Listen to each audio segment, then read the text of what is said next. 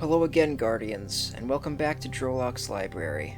Today we will be finishing the story of Vanilla Destiny.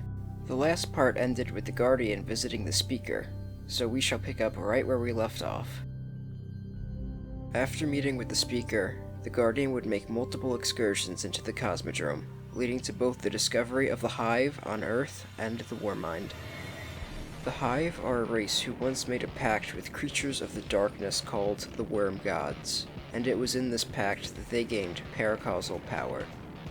Paracausal power is the ability to reshape reality the way the user sees fit. For example, if a warlock were to cast a Nova Bomb, that Nova Bomb would be created because the warlock willed it into being, not due to any law of cause and effect. If that explanation is still a little confusing, just think of paracausality as the light and dark within the Destiny universe, aka space magic.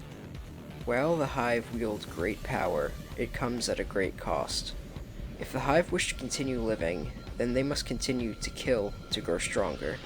This never-ending cycle of killing is what's called the Sword Logic, and it is the foundation of the Hive's belief system. Following the Hive's emergence in the Cosmodrome, the Guardian discovered Rasputin, an artificial intelligence called a Warmind. The Warminds were created in the Golden Age to defend humanity against potential attacks.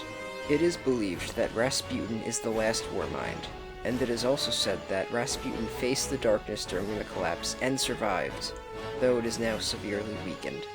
The Guardian went on to activate an array within the Cosmodrome, which allowed Rasputin to relink with its planetary defense network, giving Rasputin the ability to observe and help defend the Moon and planets like Mars and Venus. After the Guardian went on to cripple the fallen House of Devils in the Cosmodrome, they were sent to investigate a distress signal from a Guardian on the Moon. There, they encountered the fallen House of Exile while attempting to pinpoint the missing Guardian's location. The missing Guardian signal was coming from the Temple of Crota, a Hive fortress dedicated to one of their gods. Unfortunately, the missing Guardian was dead by the time the Guardian and Ghost arrived, but the pair would have to fight their way out, as the Hive were frenzied by their arrival. After claiming the missing Guardian's dead ghost, the pair returned to the city. The Guardian then went on to lead a mission into the Hellmouth, the Hive's main base of operations on the Moon, in order to find the World's Grave and extract as much information from it as possible. The World's Grave contains all of the information the Hive have collected. The Guardian also led a mission to destroy the legendary Sword of Crota, a weapon that killed hundreds of Guardians, along with the Shrine of Oryx, a shrine dedicated to communing with the Hive god Oryx. After the Guardian's offensive against the Hive, the Guardian and Ghost overheard a distress signal from the Speaker playing on all channels. The Speaker explained that the Hive had begun a ritual designed to drain the Traveler of its light, and requested that any available Guardians be deployed to the Moon. Once the Guardian arrived at the Temple of Crota, they received another broadcast, but not from the Speaker, but from a stranger. This stranger would be called the Exo-Stranger, and she told the Guardian to find her after facing the Hive. After the transmission ended, Ghost was given coordinates to Venus, specifically an area called the Ishtar Sink. The Guardian would go on to stop the Hive ritual and save the Traveler. Then they would travel to Venus, hoping to discover what the Exo-Stranger wanted. There, the Guardian and Ghost discovered the fallen House of Winter and the robotic time-traveling race called the Vex. After battling and defeating the Vex within the Ishtar Academy, the Stranger made herself known to the Guardian and Ghost. She explained that they must destroy the Black Heart, an entity of the darkness found at the heart of the Black Garden, the supposed birthplace of the Vex.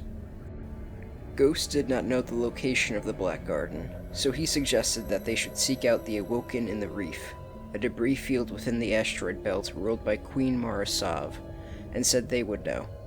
The Stranger agreed, and wished them good luck before disappearing. After a tense arrival to the Reef, the Guardian was granted an audience with the Awoken Queen Mara Sov. There, the Guardian not only met with the Queen and her brother Prince Uldren, but also discovered that the fallen House of Wolves was under Marasov's command.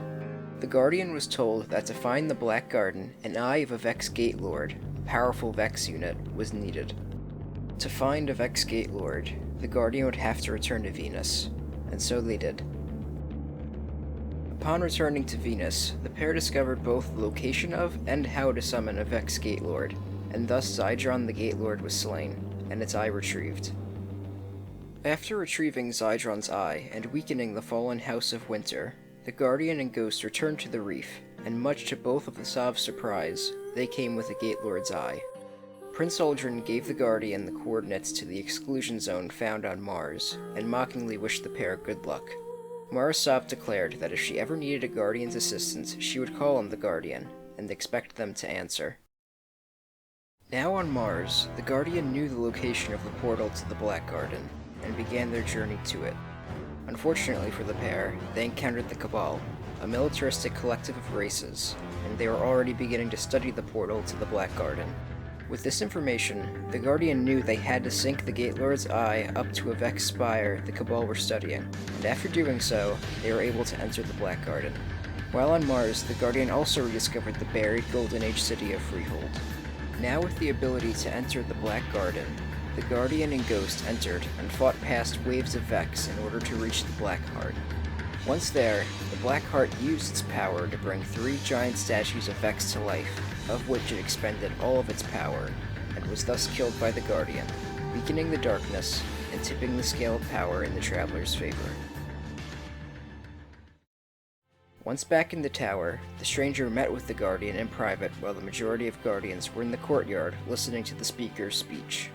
The stranger told the Guardian that all ends are beginnings, and this was only the beginning of the fight against the darkness and its minions. The stranger then gave the Guardian her rifle and disappeared. She wouldn't be seen for another 6 years. And that's the end of Vanilla Destiny. The next part will most likely cover the Dark Below and the House of Wolves expansions. Like last time, feel free to let me know if I should try anything different down in the comments. If you're not sure what to comment "No time to explain." Older players might get that reference. Like and subscribe, but only if you think my content's worth it. And as always, I greatly appreciate the fact that you're even still here. I'll leave it at that though. Enjoy the rest of your day.